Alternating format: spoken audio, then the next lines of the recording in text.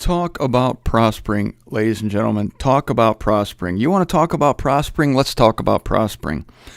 God has prospered me in ways innumerable on this sojourn in Florida.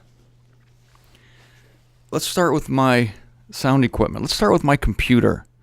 I had a computer crash last year, and my computer's old, just like my car, just like, never mind. And this operation, I'm being totally honest with you, I feel that this operation is many times being held together by duct tape and kite string. I mean, just like my Bible, which I'm showing you on the Zender cam. Do you see this? This is indicative of the entire operation. I have files on this computer. I'm not sure where they are. I barely am hanging on sometimes. I have things that something's saved on this drive, something's on that drive. Is this the right show number?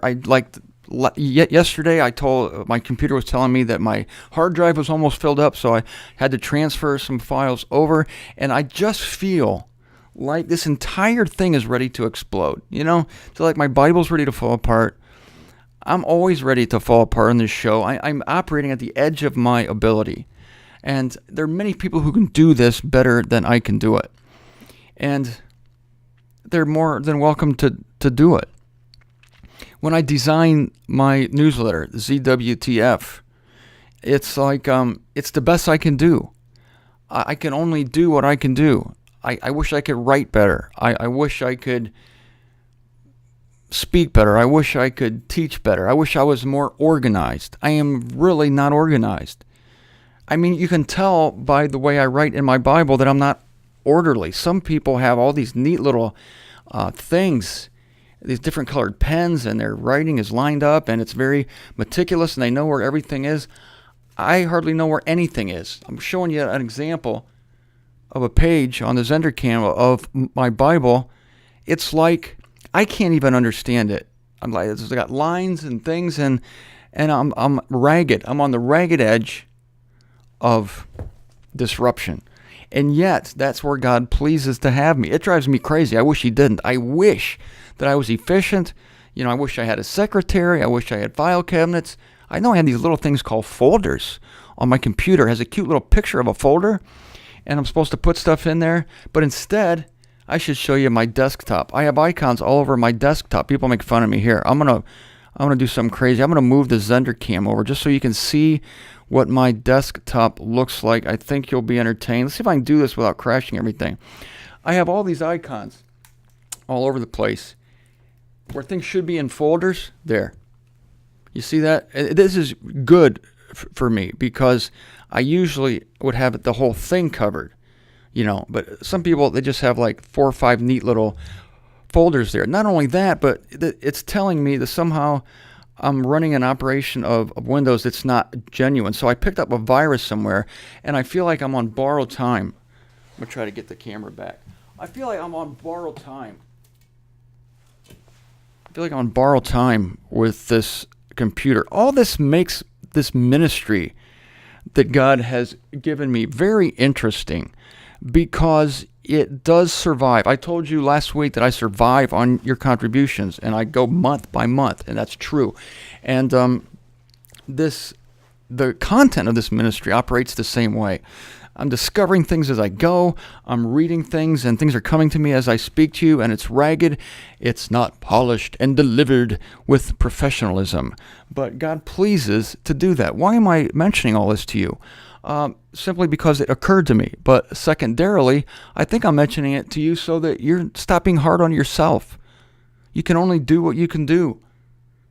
Again, Christ isn't coming to pick up great successes. He's coming up to pick up those who are surviving to the presence of the Lord and doing what they can do the best they can do it, and they dedicate it to God. That's what I do. I dedicate my work to God. This is your work. If you want to make me look like a fool, then make me look like a fool.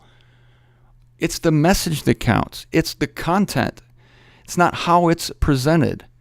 I take comfort in the fact that the Apostle Paul said that he was a bad speaker and he was a bad writer. This we know. So I take comfort in that fact. And so I appreciate your generosity. You're giving me leeway. You're giving me space to make mistakes, to repeat myself, to get lost, to wonder sometimes where I'm going next, to misstate something. It's all very fly by the seat of our pants. That's what we're doing here. But we're in it together, and somehow, this is the miraculous thing, is that this makes it of God and not of us. This makes the power of Him. It's so evident because of how the messenger talks or how the messenger behaves. Things are a bit of a mess.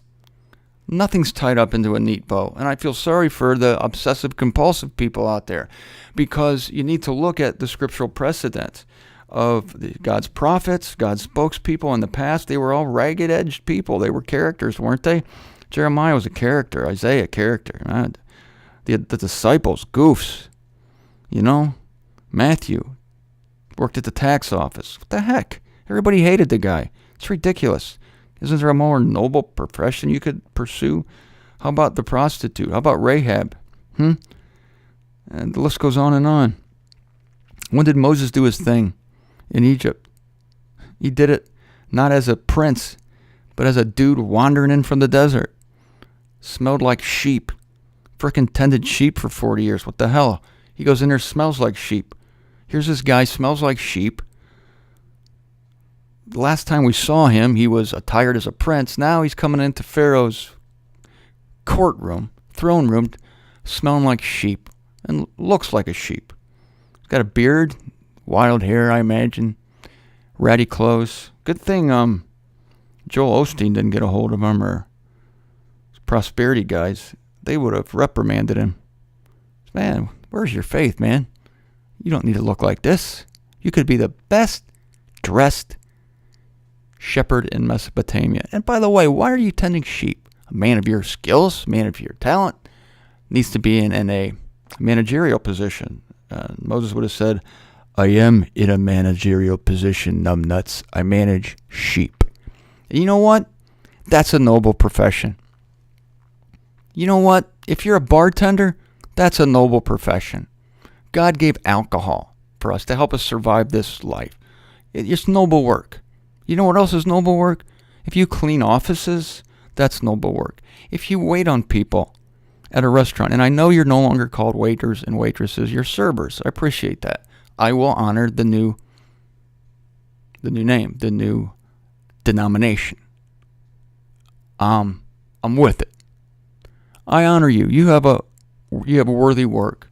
To those of you who are drudges, going in, putting in your hours, you know what? Your labor is not in vain in the Lord. Maybe you don't have a job that you love. You're not passionate about it. It's not what you really want to do, but it puts food on the table. It gives you a sense of purpose. It gives you a sense of a reason to get up in the morning. And your kids call you daddy or mommy, and you give them their sugar pops and their Mountain Dew for breakfast, and you're able to put that on the table for them, and they're happy. A little jittery, but happy. And they love you for it because you work. And I honor all of you who do what you do and do it unto the Lord. And it's thankless sometimes. My job is thankless sometimes, but you have thanked me a lot. So thank you for thanking me. Keep thanking me. Don't stop now. Don't stop saying wonderful things about me, please. Please don't stop. Say more. Looking at thesaurus. If you run out of adjectives, go to thesaurus.com. Martin, you're wonderful. You're smart. You're eloquent. If you run out of adjectives, go to thesaurus.com. Just cut and paste. Go to the word fantastic and then cut and paste every adjective under the word fantastic. And say, Martin, you are, and then paste it in an email, send it to me. Or, Martin, we love you. Look up the word love on thesaurus.com. And then cut and paste all the words that are sort of like love. Send them to me. I can't get enough of it. I'm not ashamed of it either. I need it. And you need it too. And if I've ever been remiss in giving you love and cutting and pasting wonderful words into your account to you personally or an email, I apologize for that. Let this be my correction of that oversight. Because if someone does you a good turn or even an evil turn, as we're going to be turning to Romans 12 and 13 here, while Nebuchadnezzar still languishes in his field of dew, you owe it to that person to tell them. If you see somebody with nice hair, you owe it to them to tell them you have nice hair today.